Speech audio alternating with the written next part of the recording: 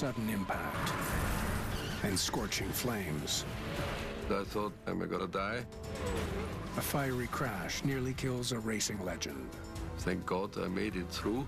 But for driver turned airline owner Niki Lauda, a more devastating accident is still to come. I had a phone call from the news. They said one of the airplanes crashed. We just couldn't find the smoking gun. Austria's famous champion defies conventional wisdom. If they had lost only 10%, they would still be here. Fights to uncover the truth. It's my name, my airplane, my crash. And discovers a new and widespread threat to modern aviation.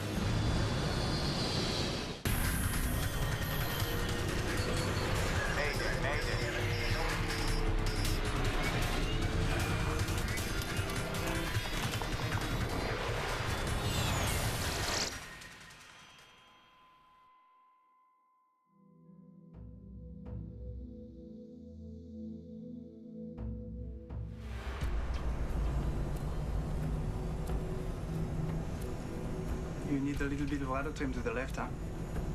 What's that? You need a little bit of rudder trim to the left.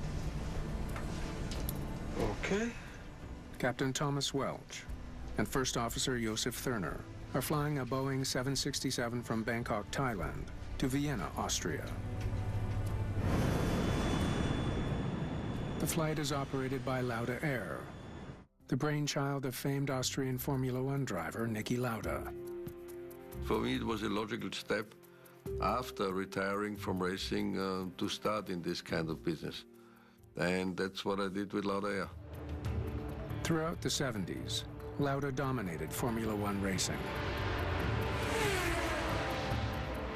Niki was the best driver in his days. Niki Lauda's Ferrari still in the lead. I think Niki is the best-known Austrian since Mozart. And that's how they finish. Niki Lauda takes the flag. He won the World Championship 3 times, then used his fame to launch a new career and a new airline.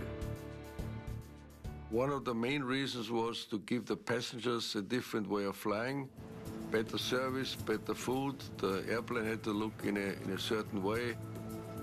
The Lauda Air 767 is less than 15 minutes into its 11-hour flight to Vienna.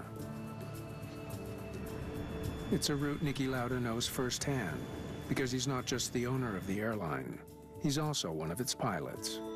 When you run a company and you fly, it's very simple.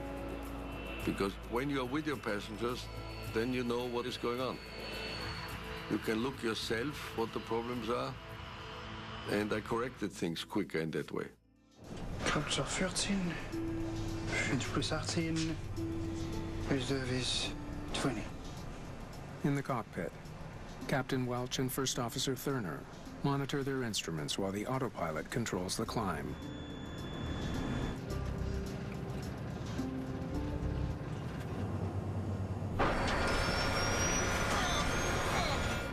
Suddenly, the plane begins dropping from the sky.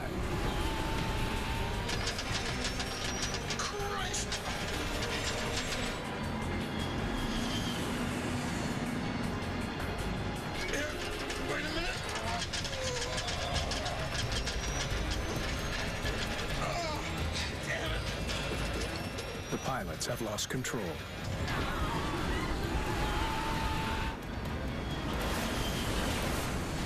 Lauda Flight 4 is plummeting to Earth.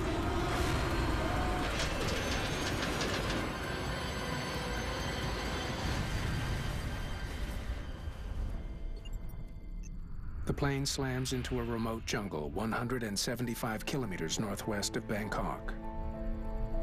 I was at home and I had a phone call from the news station here in Vienna, and they said one of the airplanes crashed. When rescuers arrive, it's immediately obvious that there's no one to be rescued. All 213 passengers and 10 crew members are dead. The airplane took off at 16:01 UTC There was no fault or whatever reported from the pilots. The airplane flew about 20 to 25 minutes and then suddenly disappeared off the radar screen. So we have no indication whatsoever happened to the airplane. It's the first time a Boeing 767 has ever crashed. The loss of a U.S.-made aircraft prompts quick action from the National Transportation Safety Board. The NTSB immediately sends veteran investigator Bob McIntosh to Thailand. A first crash of an aircraft that was in service intercontinentally for almost a decade with a perfect service record. It was extremely important for us to learn what had happened. 223 people are dead, and one of the world's most popular planes lies in pieces in a remote Thai jungle. Most of the territory was mountainous, very tropical type territory. But we recognized that we were going to have a major challenge trying to identify all the components. The difficult terrain isn't the only problem the investigators are facing.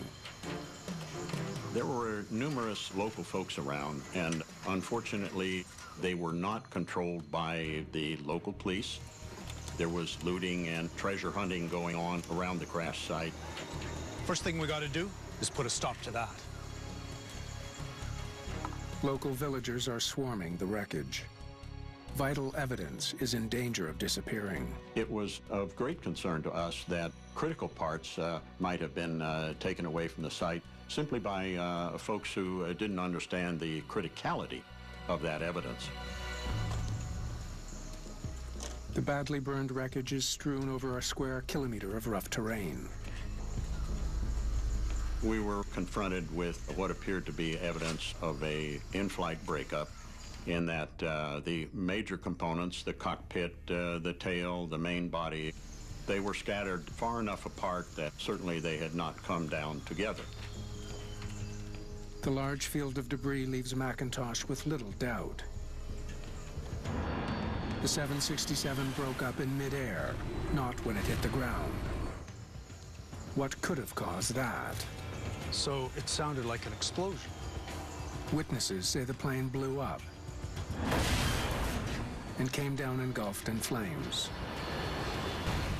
The evidence is pointing to a troubling possibility. Lauda Air Flight 4 was brought down by a deliberate act of sabotage.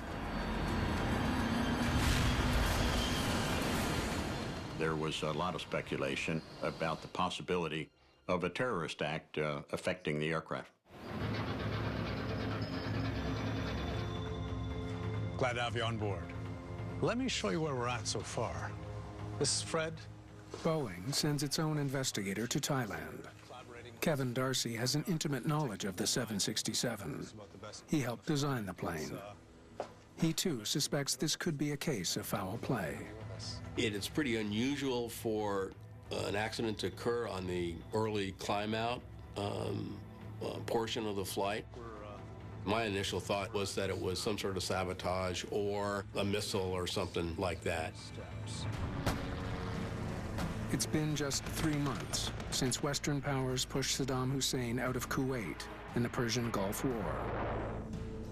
The timing sparks rumors of a revenge plot, a terrorist attack against a soft target, Lauda Air. They pop into your mind, ideas like that, and you have to work kind of hard to get those out of your mind so you can just see where the facts take you. The passenger list suggests a possible lead. One of the people traveling on Flight 4 was an advisor to the United Nations Drug Control Program. Donald McIntosh was helping the Thais fight a war on heroin. Perhaps the powerful drug barons who rule Thailand's Golden Triangle have somehow engineered the disaster. We had our explosive technology persons looking for any indications of explosive residue or any indications of a terrorist act. If they find what they're looking for, it could mean 223 people were murdered by a bomb. Amid rumors that terrorism brought down Lauda Flight 4, airline owner Niki Lauda arrives in Thailand. My first decision was to go there myself and try to find out what happened. And this is what I did. Where was the tail found? I've never seen an airplane crash in all my life. The scene, for me, this was the most horrific pictures I've ever seen. Surrounded by the scattered remains of an airliner that carried his name, Lauda is overwhelmed by the magnitude of the disaster. When you have 223 people killed, the families all want to know why. And I think this is the worst for people if they do not know why they lost their husband, children, or whatsoever. Lauda is determined to figure out what went wrong. If it's the fault of Lauda Air, technicians or pilots, I am responsible for everybody. I will certainly resign. His conviction may be rooted in his own traumatic past. At the German Grand Prix in 1976, his Ferrari slammed into a wall and erupted in flames.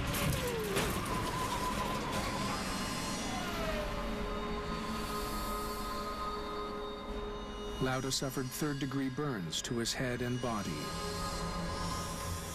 He barely survived. And I said, I'm not gonna die. And thank God I made it through. But it was very touch and go, not because of my burns, it was my lung damage, which was the problem. His lungs were badly scarred from inhaling toxic, burning fumes. But in spite of his injuries, Lauda missed only 2 races. Just 40 days after doctors had given up hope and a priest had knelt at his bedside, the Austrian ace climbed back into the cockpit of his glaring red Ferrari. He was back on the track 6 weeks later. But the cause of his near-fatal crash was never uncovered. This time, he wants things to be different. After the crash near Bangkok, the only way for him to survive as an intact person was to find out what really had happened. Finding answers won't be easy. Early evidence from the crash site is already raising doubts about the bomb theory.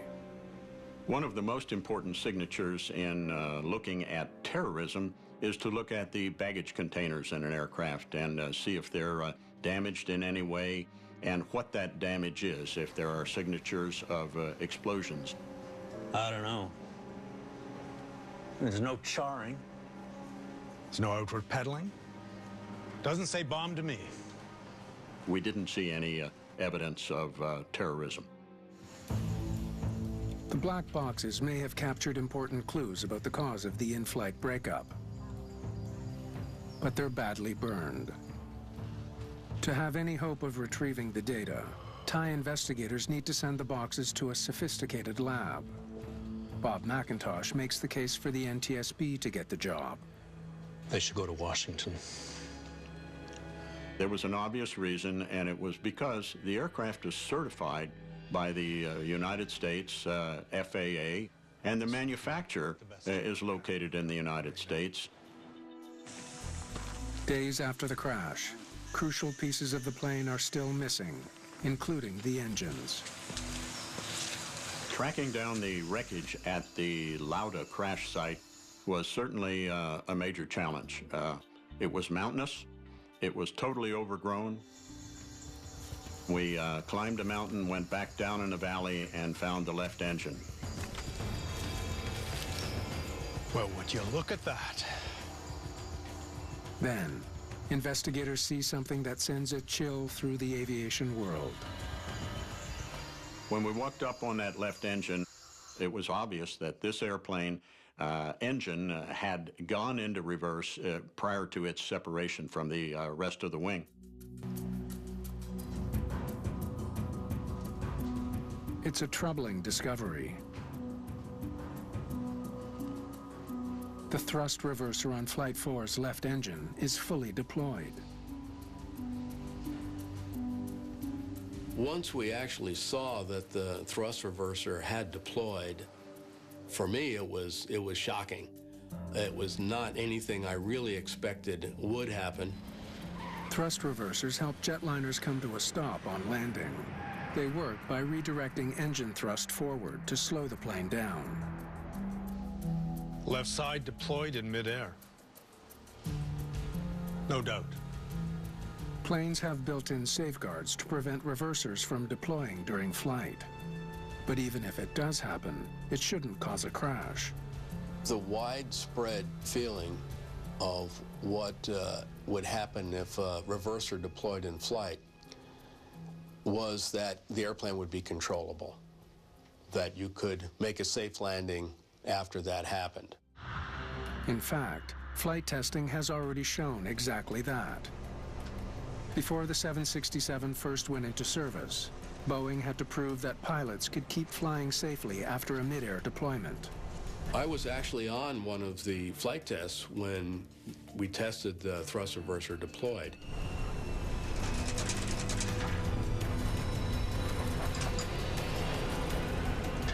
There was a lot of vibration, a lot of noise, but the airplane was controllable.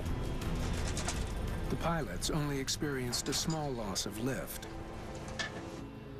As a result, Boeing certified the 767 as capable of continued safe flight and landing under any possible position of the thrust reverser. But the discovery of an engine with a deployed reverser is so unusual, investigators must conclude that it's somehow related to the crash.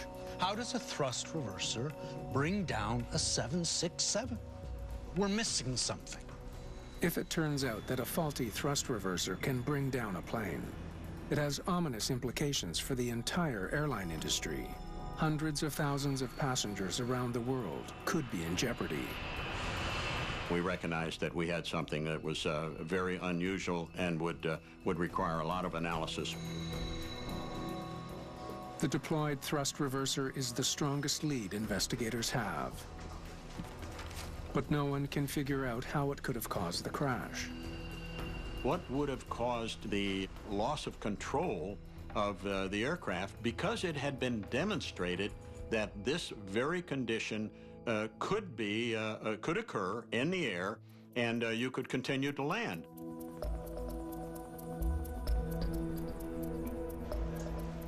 Investigators will have to solve the mystery without their most valuable tool.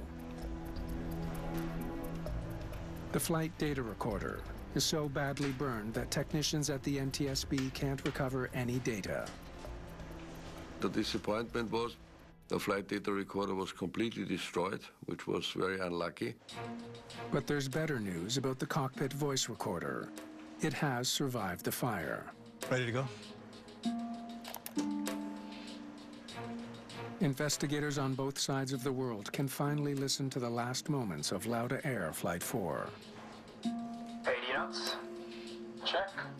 For me, it was very important to listen to the voice recorder to understand things in a better way, because you need answers.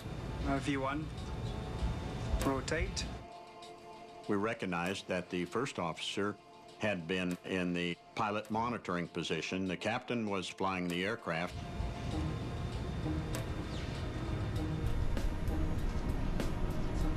Positive rate of climb. Gear up. The voice recorder shows a normal takeoff and climb. Landing gears up. All this kind of normal communication, which I knew all the people. So for me, it was honestly hard. This was the hardest part of all my life. We are clear to level 310 and maintaining Lauda 4. Flight 4 climbs to 7,000 feet without a problem. A little more than 5.5 minutes into the flight, the first hint of trouble. Scheiße. That keeps, It's come on. What's come on? Some kind of warning. The pilots have noticed an alert that's come on in the cockpit. Could this be the clue that unlocks the mystery of Lauda Flight 4?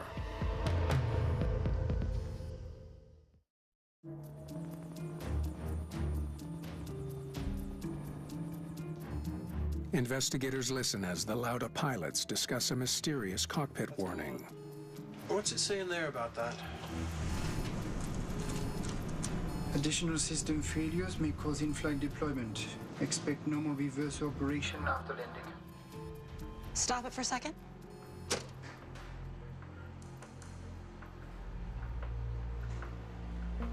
Additional system failures may cause in-flight deployment. He's talking about the reverser isolation valve warning. The warning relates to a valve in the left engine's thrust reverser. The hydraulic isolation valve controls the flow of hydraulic fluid to the reversers. When it's open, the reverser can be stowed or deployed. When it's closed, the reversers won't budge. Okay. The crew doesn't sound worried about the warning.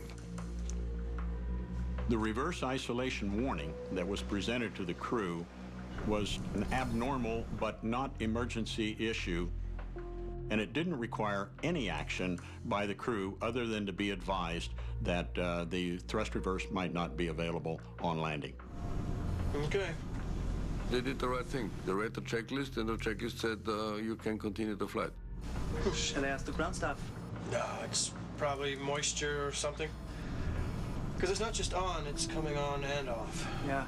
It was a non-emergency issue, and they simply discussed it. You know, it doesn't really, well, it's just an advisory thing.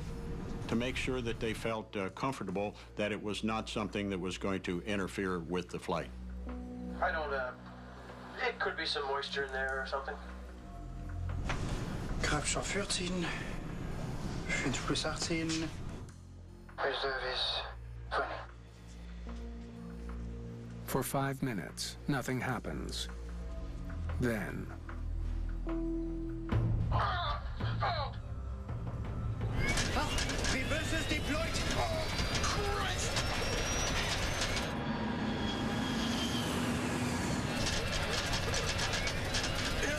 Wait a minute.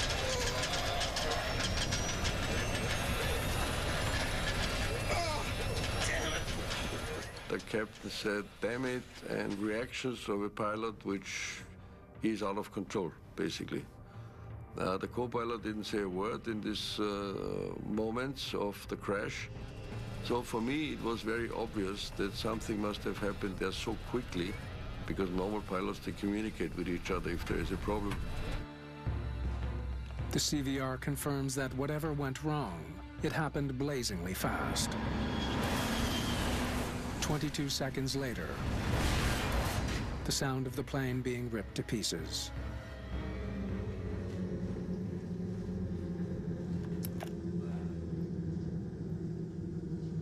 The whole thing was so difficult.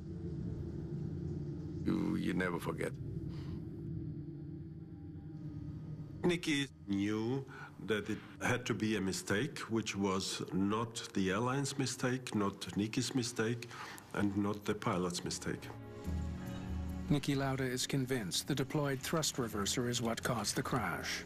The moment Nicky was sure that there was something wrong with the system, he put a lot of pressure on Boeing. I was after Boeing day and night so that the people understand that we're working on it, that we hopefully find the cause and make sure it will never ever happen again, because this is the answers these families needed. With pressure mounting on Boeing, Bob McIntosh returns to the crash site in search of any evidence that can help explain what went wrong. Let's get to it. He thinks there might be another way to get his hands on some of the data that he couldn't get from the badly burned FDR. We scampered out there with a couple of rudimentary tools like pliers, a screwdriver, and whatnot, and got out there as fast as we could. The engines of a 767 are equipped with an electronic engine control unit, or EEC. McIntosh hopes the unit's internal memory will preserve a record of how the plane's engines were operating just before the crash. And sure enough, there was the EEC, the engine electronic control, fully available to us. We were extremely interested in getting that information out of the jungle and into a proper readout facility. You got a bag there? The critical question now, can the engine data reveal why the Lauda pilots suddenly lost control of their plane?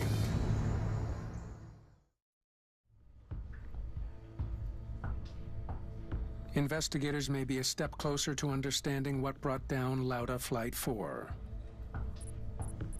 They have critical data from the plane's electronic engine control unit.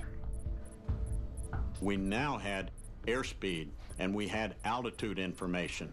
And although we didn't have exact timings on those pieces of information, it led us to the understanding of the loss of control. Wow. That'll sure get your full attention. The data gives McIntosh a clearer picture of why the plane broke up in flight. Operating at nearly full power, the left engine suddenly goes into reverse. Reversers deployed! Oh, Christ! Following the exclamation from the co-pilot, "Ah, thrust reverse," there was a lot of action going on in the cockpit. Captain Welch immediately tries to correct the problem. Wait a minute! The engines had been drawn to idle. And even the fuel on the left engine had been shut down.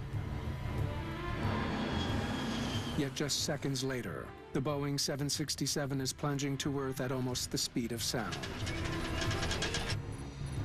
No mystery why that plane broke apart. The sheer force of the blazing descent tears the aircraft to pieces. If you are in a prolonged dive and that speed increases beyond what the airplane was designed for, the aerodynamic loads can be more than the airplane can take. The revelation explains the witness reports. The explosion they heard was the plane breaking apart. The fire was caused by the fuel leaking from ruptured tanks and igniting.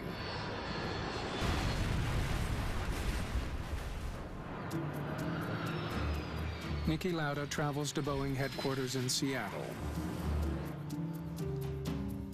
He's determined to figure out why a failure that's not supposed to be dangerous killed 223 people flying on his airline. I know what it says, but that's not what happened in Thailand.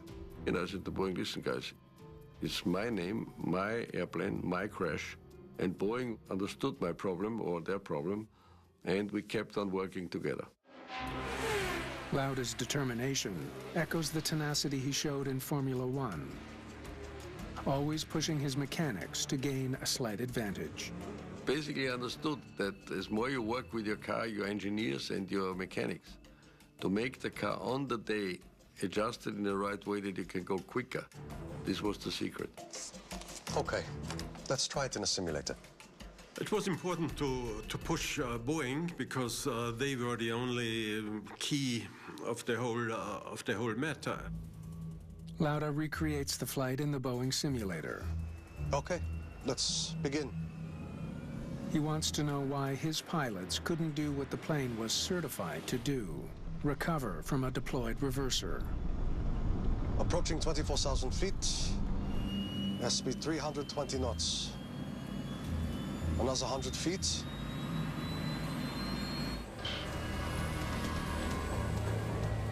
It was incredible, because the airplane just turned around and you couldn't do anything.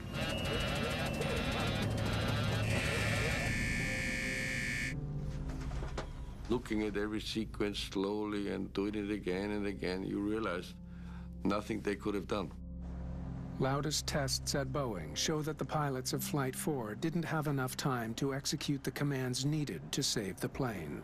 Hard right, auto throttle off, thrust lever to idle, left engine shut down. There would be a 4 to 6 second window where a flight crew member would have to initiate contrary flight controls to this condition in order to recover in a safe manner. And before you do any of that, figure out what the hell's happening to your plane. All in 6 seconds? Good luck. It was just too late. The aircraft was going to assume a very nose-low, high-speed attitude. Reversers deployed! Oh, Christ! It's clear the accidental deployment of a thrust reverser is much more than a harmless malfunction. It can be fatal. It was evident to the Boeing company and to the FAA certification authorities and to the operators of Boeing 767s around the world that this was going to be a major, major issue. The finding has staggering implications. Investigators must figure out why the reverser deployed in the first place. According to the aircraft's designers, it just shouldn't happen. It was pretty obvious after a while to understand that the thrust reverse made the airplane crash. So this was clear, but you still need to know the exact cause, and then especially for the future, what you're going to do to make airplanes safer. The reverser deployed, and those guys couldn't recover. Let's figure out why that happened. For the reverser to deploy, it requires you have two separate and independent valves open. The first valve is the isolation valve that controls the flow of hydraulic fluid. But the reverser won't deploy until a second valve, the directional control valve, moves from stow to deploy. Investigators wonder if that crucial second valve somehow ended up in the wrong position. To the investigation team, the directional control valve was a very critical portion of the evidence that we needed for analysis. But the crucial component is nowhere to be found. It's likely that looters at the crash site have gotten their hands on it. The directional control valve was gold-colored. We speculate that someone thought it had some value just for being scrapped or sold. We need to find the directional control valve. That's not our top priority. That's our only priority. They offer a cash reward to get it back. We really wanted to know what had driven those thrust reversers open, and that was the piece of electronic slash hydraulic equipment that would give us that clue. 9 months after the accident, the reward pays off. Investigators finally get their hands on the piece they need most, the directional control valve. Someone showed up to claim a reward. They presented the piece of evidence, and it made its way relatively quickly to the engineering assessment lab out in Seattle, Washington. Investigators are eager to know what position the valve was in at the time of the accident. In one position, it tells the thrust reverser to stow and remain stowed, and in another position, it tells the thrust reverser to deploy.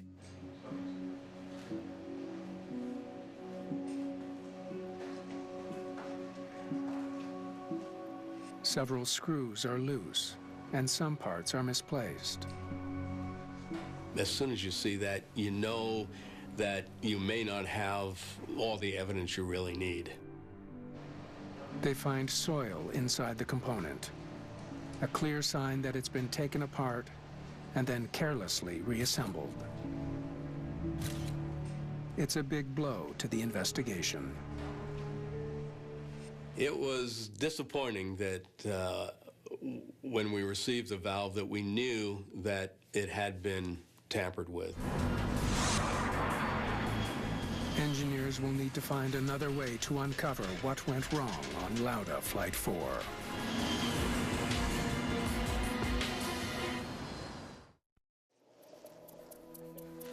Niki Lauda continues his quest to understand why the pilots of Lauda Flight 4 couldn't save their plane.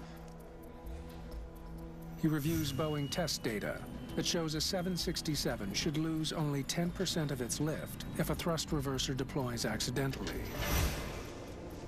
Trust me, if they had lost only 10% of their lift, they would still be here. Lauda compares the flight conditions used during the Boeing test to the conditions his pilots faced at the time of the accident. He makes a stunning discovery. The Boeing test flights were at a relatively low altitude, just 10,000 feet. Nobody tested it high up. And there's a hell of a difference if you fly in 10,000 feet or in 28,000 feet. And this is exactly what that certification misinterpreted. The Lauda 767 was flying twice as fast and at more than twice the altitude of the Boeing test plane, a height where the thin air makes it much more difficult to maintain lift. We started to home in on the issue of a possible loss of lift from the affected wing.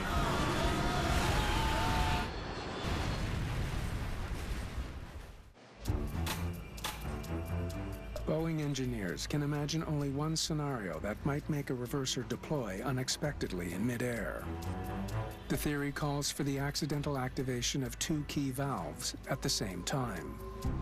You have to have both the isolation valve open and the directional control valve at the engine open to the deployed position. The problem is, they can't figure out how to make that happen. And until they do, it will be impossible to prevent it from happening again. There's a number of combinations of things that you needed to look at, like a bad relay and a cut O-ring, or a shorted wire, say, and debris in a valve that would combined cause the unwanted deployment.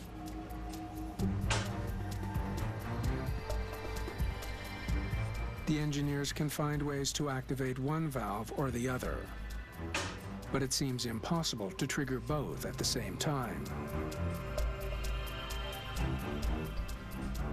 It's always frustrating when you spend a tremendous amount of time and effort and you want to find out what happened and you just can't find the smoking gun. A catastrophic accident can destroy small airlines. Niki Lauda is determined not to let that happen. The plane he lost represents a quarter of his fleet. He needs another plane in the air to keep his business. One of his major assets was his competition spirit, and he wouldn't accept no, and that's not possible. He finds a jetliner in France that no one is using. Within weeks, it's been added to Lauda's fleet. I picked up a 767 in Paris, flew it to Vienna to replace our crashed airplane to keep on flying our schedules. To run an airlines business is harder than to win 3 world championships in Formula One, I can tell you that, because the business challenges in an airline are enormous. The tests at Boeing finally pay off, and the engineers make a major breakthrough. They're now able to trigger the double failure needed to accidentally deploy a reverser. We could get that system to activate by introducing a short, in a direct short in a system. The wires for both valves were bundled in the same harness. A fault across several wires in that harness could have triggered the simultaneous short circuits. But because the wires were so badly burned in the crash, there's no way to determine what caused the short in the bundle. Scheiße. Yeah, that keeps, it's come on. The theory accounts for the intermittent warning in the cockpit. Shall I ask the ground staff? No, it's probably moisture or something. It also explains the deployment of the thrust reverser.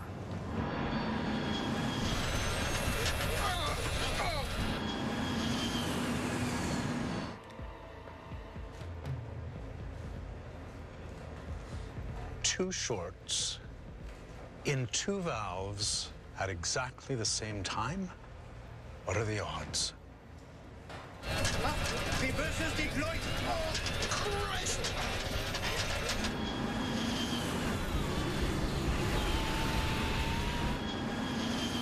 I was upset that the airplane did something where a human being couldn't react anymore. What we had learned was that the in-flight deployment was something that could happen when we never expected it would. To the aviation industry, it was a bit of a come-to-Jesus moment. We couldn't allow airplanes to be out there flying where that could happen.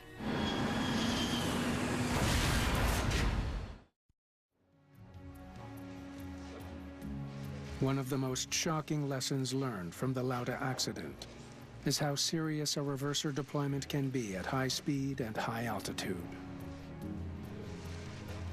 There were other airlines that joined in the questioning of how could this possibly affect the flight path to the point where you lose control. The answer to that question goes back to the 1970s. To increase fuel efficiency, designers moved towards sleeker aerodynamic designs. They begin mounting engines closer to the crucial leading edge of the wing. In the case of the 767, they're up way closer to the wing, and their relative size to the wing is much bigger. So the effect of reverse thrust on the 767 would be way greater than it would be on a 747. The design of the thrust reversers also changes. Earlier models used buckets at the rear of the engine that redirected air near the back of the wing. Newer designs redirect air closer to the front of the wing. To find out how the changes might affect aerodynamic lift, NASA runs a series of special test flights. Okay, recorder's on. Flying a DC-8, NASA pilots match the Lauda flight's high speed and altitude. Okay, you should be deploying those. Then they deploy a reverser. There they go. The results are dramatic. There was about a 25% loss of lift over the affected wing. That loss of lift would result in a roll rate that would be extremely difficult for a flight crew to combat. Deploying one reverser while keeping 3 engines operating normally sends the DC-8 into a terrifying dive, falling at almost 9,000 feet per minute. Okay, deploying. The experiment reveals why Flight 4 lost so much lift.